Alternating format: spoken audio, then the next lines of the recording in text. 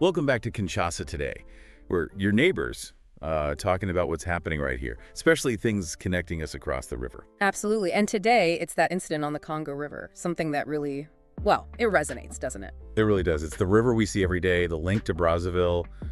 It feels very close. Extremely close. Many of us have ties, family, business, Yeah, right across the water. So any accident there, you feel it. definitely. We've been looking at the local news reports, actualite.cd, nouvelle.cd, Infos Direct, Depeche.cd too. Right. All covering the same fast boat accident. But with slightly different details emerging, which is interesting in itself. It is. So our goal today in this deep dive is really to try and piece together what we actually know right now. Yeah, what's solid, what's still a bit fuzzy, and maybe what it tells us about travel on our river.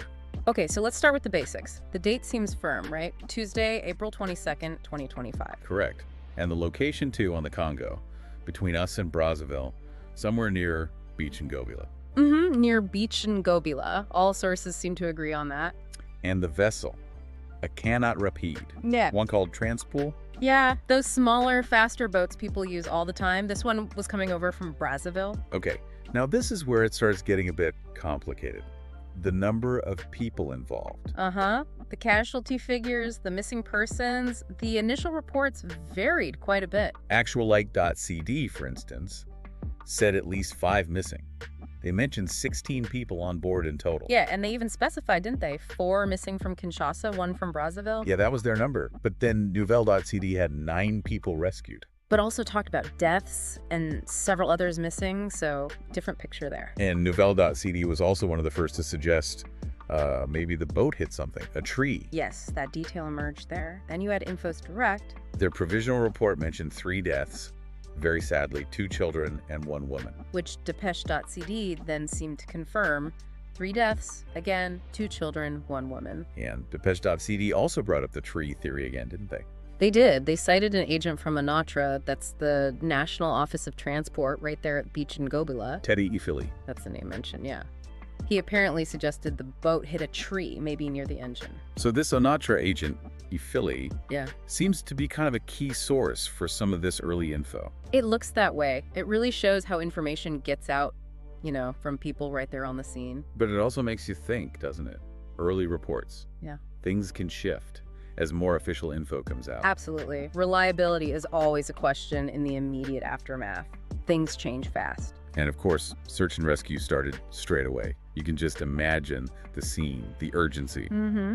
Trying to find survivors, account for everyone. Plus, now there are official investigations underway to figure out exactly what caused it and, well, responsibility. Which is crucial.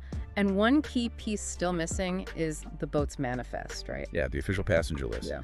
Until that's available, the exact number of people on board is still technically unconfirmed. Making it hard to be certain about the number missing. So let's talk a bit more about that possible cause hitting a tree. Right. Nouvelle.cd and Depeche.cd both floated that idea early on. It's important we stress, though, that's still preliminary, isn't it? Based on what rescue crews and the Onatra agent were saying. Exactly. It's not an official finding from the investigation. Not yet, anyway. But you can see how it could happen, right? The Congo River, Mm-hmm. it changes. Water levels, debris. Oh, absolutely. Submerged logs, trees. They're a known hazard, especially for faster boats like these Cannot Rapides. A collision could definitely have, well, terrible consequences. No doubt. But yeah, we need to wait for the investigation to be sure about the cause. Because this isn't just about, nautical safety procedures or river hazards in the abstract. Not at all. It's about people. Yeah. Our people. People traveling between Kinshasa and Brazzaville. Exactly. Neighbors, maybe family members. These aren't just statistics. That's the core of it, really. Our cities are so closely linked, socially, economically. We're practically twin cities in many ways. We are. So an incident on that river, that vital link, it creates ripples on both sides. Concern, sadness. And Actualite.cd noted the missing included people from both Kinshasa and Brazzaville. Underscoring that connection. Though Depeche.cd did say the nationalities of those confirmed deceased weren't known yet. Right. Still some uncertainty there, but Yeah. the cross-border nature of the tragedy is clear. And stepping back, you think about how important that river route is. It's fundamental For transport, for commerce, for just connecting people, these fast boats are everywhere. They really are. It's a common, quick way to get across, which makes understanding what went wrong here even more vital, for future safety. Definitely. So, okay, let's just quickly recap what seems fairly clear at this point. Sounds good. Tuesday, April 22nd, the Transpool, a fast boat from Brazzaville. An accident near beach in Gobila. Initial reports, tragically, pointing to 3 deaths, 2 children, 1 woman, and several missing. The exact number still pending confirmation. And early talk, speculation really, suggests hitting a tree is a possible cause, based on those first accounts. But importantly, search and rescue efforts are ongoing, or were at the time of reporting, and official investigations are happening now. Right. They need to determine the cause, responsibility, all of that. And we still need that final passenger count from the manifest. So, as neighbors here in Kinshasa, watching this unfold, it really makes you ask a bigger question, doesn't it? What's that? Well, what does this whole sad incident tell us about safety? About the regulation of all this boat traffic between Kinshasa and Brazzaville? Right. Is enough being done to ensure safe passage on such a vital waterway? Exactly. It's a lifeline for so many. Are the safeguards adequate? It's something to think about, for sure. It really is. It forces us to look at the systems we rely on for this connection.